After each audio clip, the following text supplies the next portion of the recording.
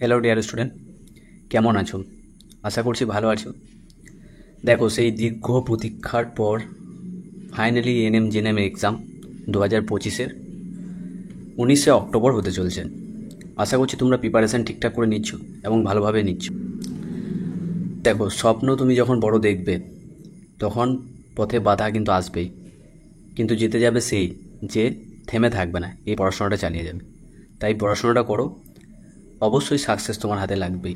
আজকে আমাদের video topic হচ্ছে যে এনএম জেএনএম এক্সামে কতজন ফর্ম ফিল আপ করেছে এবং কতজন এই এক্সামে বসতে চলেছে এবং এক্সামের প্রশ্ন কেমন হতে পারে এবং সেফ স্কোর বা কাট অফ কত যেতে পারে যতজন ফর্ম ফিল আপ করেছে সেই বেসিসে। দেখো, 2025 সালে এনএম জেএনএমের টোটাল ফর্ম ফিল আপ করেছে মোটামুটি 85,000 প্লাস ক্যান্ডিডেট। তুলনামূলকভাবে দেখা যাচ্ছে যে আগের বছর তুলনায় অনেক কম সংখ্যক ক্যান্ডিডেট এখানে অ্যাপ্লাই করেছে। তার কারণ বিভিন্ন হতে পারে, হয়তো এক্সাম অনেক ডিলে হয়েছে সেই জন্য, ঠিক আছে। তো ফর্ম ফিল আপ 85,000 ক্যান্ডিডেট করেছে মানে কি 85,000 ক্যান্ডিডেট বসবে? তা কিন্তু না, সবাই কিন্তু বসবে না। তুমি দেখো তো, যারা সিরিয়াস সেরকম ক্যান্ডিডেট তুমি খুবই কম, মানে কমই পাবে। তার মধ্যেও ধরো মোটামুটি 76,000 প্লাস ক্যান্ডিডেট এই পরীক্ষায় বসতে চলেছে। তো কাট অফ নির্ভর করে তোমার অনেক কিছু বিষয়ের ওপর, যেমন ধরো কোশ্চেন পেপার কেমন হচ্ছে, ঠিক আছে, কত সংখ্যক ছাত্রছাত্রী সেই পরীক্ষায় বসছে, এবং এই সব কিছু ব্যাপারে মিলিয়েই তোমার কাট অফ একটা বলা যেতে পারে মোটামুটি।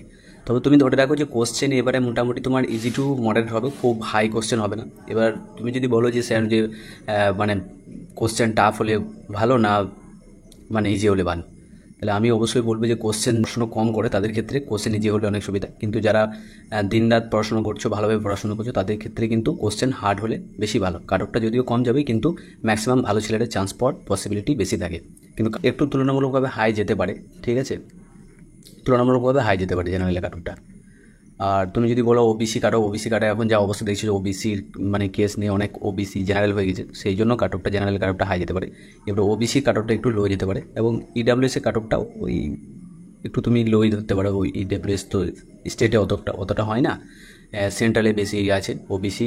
যারা তো ধরো স্টেটের ওবিসি আছে তাদেরকে তো ইডাব্লিউএস দেয় না, তো সেই হিসেবে মানে ইডাব্লিউএসের কাট অফটা একটু কম ধরতে পারো, কিন্তু জেনারেলের কাট অফ একটু তুলনামূলকভাবে বেশি যেতে পারে। এবার তাহলে এই যে পরিস্থিতি এখন তোমার যে কাট অফ কত যেতে পারে, একটু যদি হাই যায় তাহলে তোমার কী এখন করণীয়? দেখো, তোমাদের যে বই আছে, টেক্সট বুক আছে, সেই টেক্সট বুকটা ভালো করে রিডিং করো, রিভাইজ করো বারবার প্রত্যেকটা চ্যাপ্টার, ঠিক আছে। সব সাবজেক্টের ক্ষেত্রেই বলছি, ফিজিক্যাল সায়েন্স, লাইফ সায়েন্স, ঠিক আছে, সব ক্ষেত্রে যে চ্যাপ্টারগুলো আছে সেগুলো তুমি বারবার রিভাইজ করো। এবং আমাদের যে ইউটিউব চ্যানেল আছে কলেজ কথা, সেখানে দেখো কুইজ রিভিশন ব্যাচ এবং পিআইকিউ ব্যাচে ফিজিক্যাল সায়েন্সে দেওয়া আছে, সেই কোশ্চেনগুলো অবশ্যই করে যাও। তোমার পুরো চ্যাপ্টার যদি মনে হয় কোথাও যে চ্যাপ্টার অসুবিধা হচ্ছে, তুমি যদি এই ক্লাসগুলো, তাহলে তোমার ম্যাক্সিমাম চ্যাপ্টারটা সলভ হয়ে যাবে এবং তুমি ম্যাক্সিমাম কোশ্চেনের অ্যান্সার করতে পারবে সেই চ্যাপ্টার থেকে। এবং পিওয়াই কিউগুলো দেখো, যাতে মানে অনেক সময় তুমি পিওয়াই কিউ দেখলে কি তুমি বুঝতে পারবে যে তোমার কীরকম ধরনের কোশ্চেন আসছে বা কেমন ধরনের কোশ্চেন আসতে পারে, ঠিক। এছাড়া আমাদের লাইফ সায়েন্সের মোস্ট এক্সপেক্টেড কোশ্চেন করাচ্ছে, যেগুলো পরীক্ষায় একদম কমন আসার মতো লাইফ সায়েন্সের কোশ্চেন, সেগুলো আমাদের শামীম স্যার করাচ্ছেন ইউটিউব চ্যানেলে। তো তোমরা সেগুলো গিয়েও দেখো, অবশ্যই উপকার হবে এবং 100% গ্যারান্টি তুমি কমন পাবে। এগুলো করে যাও, লাস্ট মুহূর্তে যতটা টাইম আছে এগুলো করো, বই পড়ো, এবং প্রত্যেক দিন মিনিমাম একটা করে মক টেস্ট দাও। মিনিমাম একটা করে মক তোমাকে প্রত্যেক দিন অ্যাটেম্প করতেই হবে, ঠিক আছে। এবং শুধু মক অ্যাটেম্প করলে হবে না, মক অ্যাটেম্প করলে দেখবো অনেকের ক্ষেত্রে কী বলে যে স্যার এরকম আমার মকের স্কোর বাড়ছে না। তাহলে মকের স্কোর শুধু অ্যাটেম্পের দ্বারা মকের স্কোর বাড়ে না। তুমি মক অ্যাটেম্প করলে, অ্যাটেম্প করার পরে তুমি সেই মকটা অ্যানালিসিস করলে দুবার তো সব ঠিক হবে না, কিছু কিছু ভুল হবে, ঠিক আছে, রং অ্যান্সার হবে, কিছু কিছু সঠিক অ্যান্সার হবে। তো যেগুলো রং অ্যান্সার হবে দেখবে যে সেগুলো কী কারণে রং অ্যান্সার হচ্ছে, নিশ্চয়ই তুমি সেই চ্যাপ্টারটা তোমার উইক আছে, তখন তুমি সেই চ্যাপ্টারটা গিয়ে রিভাইজ করো, বুঝতে পেরেছো? এইভাবে মক দাও, অ্যানালিসিস করো, দেখো স্কোর অটোমেটিক তোমার বাড়বে, ঠিক আছে।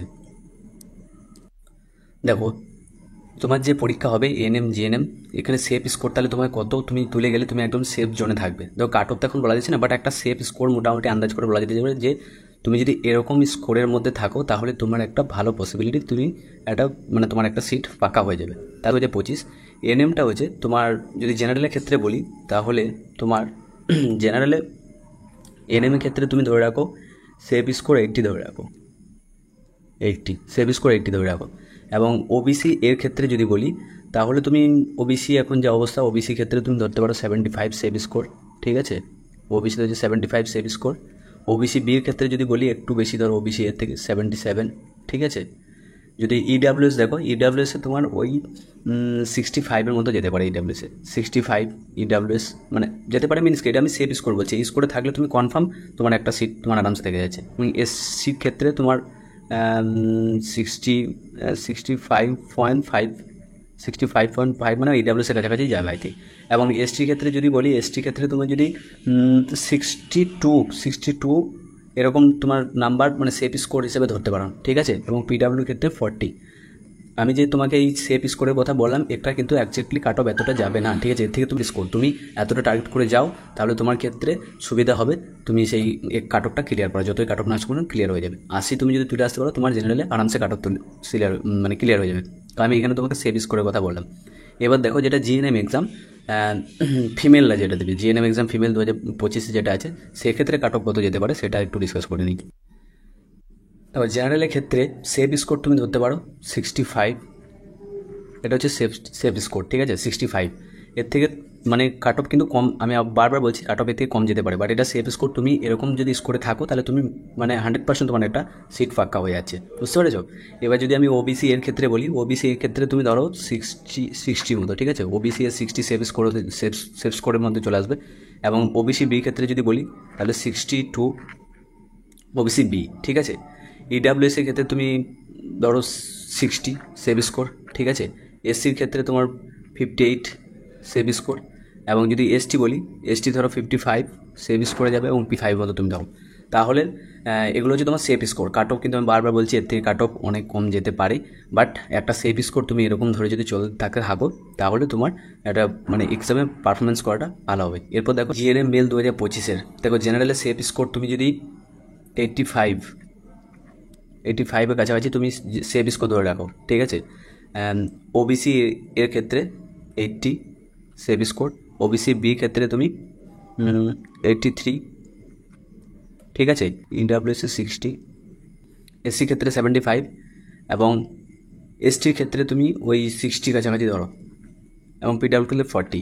এটা হচ্ছে তোমার সেভ স্কোর। আমি বারবার বলছি সেভ স্কোর এতটা তুমি মানে টার্গেট করে যাও, এরকম বললাম, যাতে তোমাদের পরীক্ষার আগে একটা আইডিয়া থাকে এবং তুমি সেভাবে পরীক্ষায় ভালোভাবে দিতে পারো, ঠিক আছে। তাহলে দেখো আমাদের ইউটিউব চ্যানেলে অটোমেটিক ক্লাস চলছে, রেগুলার ক্লাস হচ্ছে প্রত্যেক দিন। ফিজিক্যাল সায়েন্স এবং লাইফ সায়েন্সের ক্লাস হচ্ছে, এবং আমরা শেষের দিকে বাকি যে সাবজেক্টগুলো আছে সেগুলোর ক্লাস দেবো। তো তোমাদের যদি ক্লাস ভালো লেগে থাকে, তাহলে যাও ইউটিউবে দেখো ক্লাসগুলো, এবং ক্লাসগুলো তোমার যদি ভালো লেগে থাকে, যদি বুঝতে পারো, তাহলে তুমি ক্লাসগুলো কন্টিনিউ করো এবং তোমার বন্ধুদেরকেও ক্লাসগুলো শেয়ার করো। তো চলো দেখা হচ্ছে নেক্সট কোনো ক্লাসে, আজকে এতটাই।